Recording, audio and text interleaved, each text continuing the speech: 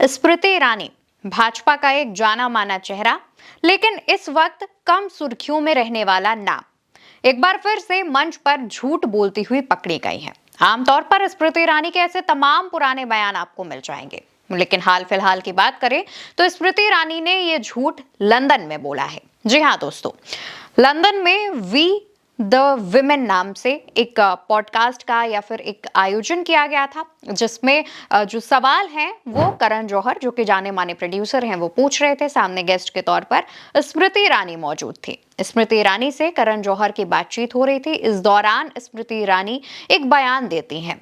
वो बयान झूठा साबित हो जाता है। बयान में स्मृति ईरानी जब बात करती हैं तो वो कहती हैं क्योंकि सास भी कभी बहू थी का जिक्र करती हैं और बताती हैं कि सीरियल से जुड़ा एक सबसे बड़ा राज यही है कि 2014 में स्मृति ईरानी ने शो करने के लिए दोबारा कॉन्ट्रैक्ट साइन किया था, लेकिन उसे उन्होंने छोड़ दिया क्योंकि पीएमओ की तरफ से उन्हें भारतीय संसद में कैबिनेट मिनिस्टर के तौर पर सेवा देनी थी।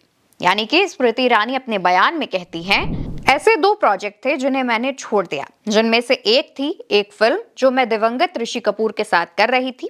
दूसरा प्रोजेक्ट था क्योंकि सास भी कभी बहू थी, जिसमें सेट भी तैयार था, लेकिन तभी प्रधानमंत्री कार्यालय यानी पीएमओ से फोन आया कि आपको शपथ लेनी है।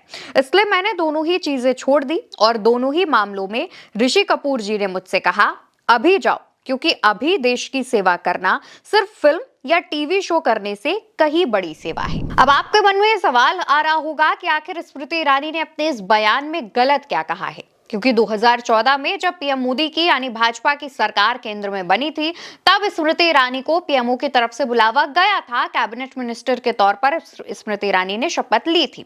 लेकिन इस बात में जो झूठ है वो खुद क्योंकि सास भी कभी बहू थी की प्रोड्यूसर एकता कपूर ने पकड़ा। एकता कपूर इस पूरे वीडियो की एक क्लिप को अपनी इंस्टाग्राम स्टोरी पर शेयर करती हैं और उसमें लिखती हैं, कब 2014 में क्योंकि प्लान नहीं किया गया था, सिवाय इसके कि कोई ऐसा सेट हो जिसके बारे में चैनल को पता ना हो। इंस्टाग्राम स्टोरी अभी आप देख सकते हैं, हालांकि इसको बाद में हटा दिया गया, लेकिन यहाँ पर एकता कपूर खुद क्योंकि सास भी कभी बहू थी के सीक्वल का जिक्र करती हैं कि 2014 में तो ये प्लान ही नहीं था। और स्मृति ईरानी अपने बयान में कह रही हैं कि 2014 में उनका क्योंकि सास भी कभी बहू थी का कॉन्ट्रैक्ट साइन था और उसके लिए सेट भी रेडी हो गया था और उन्हें उसमें जाकर के परफॉर्म करना था, यानी कि जो उनकी एक्टिंग थी वो वहां पर शेड्यूल्ड थी। लेकिन क्योंकि उन्हें पीएमओ की तरफ से बुलावा आया, इस वजह से उन्होंने उसे बीच में छोड़ दिया।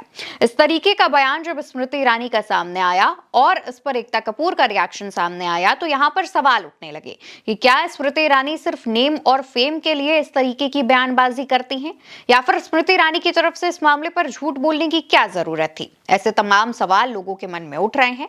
वहीं दूसरी तरफ जब कुछ देर बाद एकता कपूर ने स्टोरी डिलीट कर दी तो उस पर भी सवाल उठने लगे कि आखिर एकता कपूर ने स्टोरी डिलीट क्यों की। इसके पीछे की बड़ी वजह यह बताई जा रही है क्योंकि अब 2025 के बाद कहा जा रहा है कि क्योंकि सास भी कभी बहू थी का सेकेंड पार्ट लॉन्च हो सकता है। इस वजह से कहीं इस बात पर स्मृति ईरानी बुरा ना मान जाए, इस कारण एकता कपूर ने वो स्टोरी डिलीट कर दी। वही दोस्तों, अगर हम स्मृति ईरानी के करियर की बात करें तो स्मृति ईरानी जब 2024 में लोकसभा इलेक्शन हुआ था तो स्मृति ईरानी हार गई थी। यहाँ पर इन्होंने राहुल गांधी पर तमाम बड़े आरोप लगाए थे। अमेठी में उन्हें जीत का भरोसा था, लेकिन लोगों को स्मृति ईरानी का भरोसा नहीं था। लोग उन्हें दीदी कहते थे, लेकिन दीदी ज्यादा से ज्यादा समय अपने संसदीय क्षेत्र से बाहर दिल्ली में बिताती थी। अमेठी के लोगों से उनका जुड़ाव नहीं हो पाया, जिस वजह से किशोरी लाल शर्मा, जो कि कांग्रेस के उम्मीदवार थे, उन्हें भारी मतों से जीत हासिल हुई। इसके बाद स्मृति ईरानी ने अपनी हार मानी भी थी और उसके बाद एक दो मौके पर उनके मुंह से राहुल गांधी की तारीफ भी सुनी गई थी। लेकिन जब वो अमेठी से सांसद थी, उस दौरान उन्होंने राहुल गांधी पर तमाम बयान दिए, राहुल गांधी के खिलाफ तमाम आरोप लगाए, जिसकी जमकर आलोचना की गई।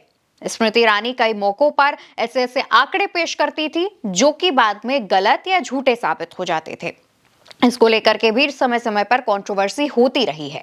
स्मृति ईरानी जब से चुनाव हारी है उसके बाद से ही भाजपा में उनका कोई बड़ा पद नहीं दिया गया। हालांकि कहा यह जा रहा था कि स्मृति ईरानी को मंत्री पद दिया जा सकता है या फिर उन्हें राज्यसभा भेजा जा सकता है। लेकिन इन तमाम अटकलों पर विराम लग गया है।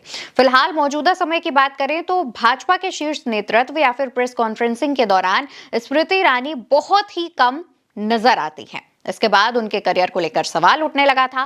कहा यह जा रहा है कि स्मृति ईरानी का जो पॉलिटिकल करियर है वो समाप्त हो चुका है, यानी खत्म हो चुका है, और इसी वजह से एक बार फिर से वो एक्टिंग की दुनिया में दोबारा से जा रही हैं। फिलहाल अब स्मृति ईरानी ने इस मामले पर जो बयान दिया और इसको झूठा साबित कर दिया गया, इस पर आप क्या सोचते हैं? कमेंट बॉक्स में बताइए। फिलहाल के लिए इस खबर में इतना ही।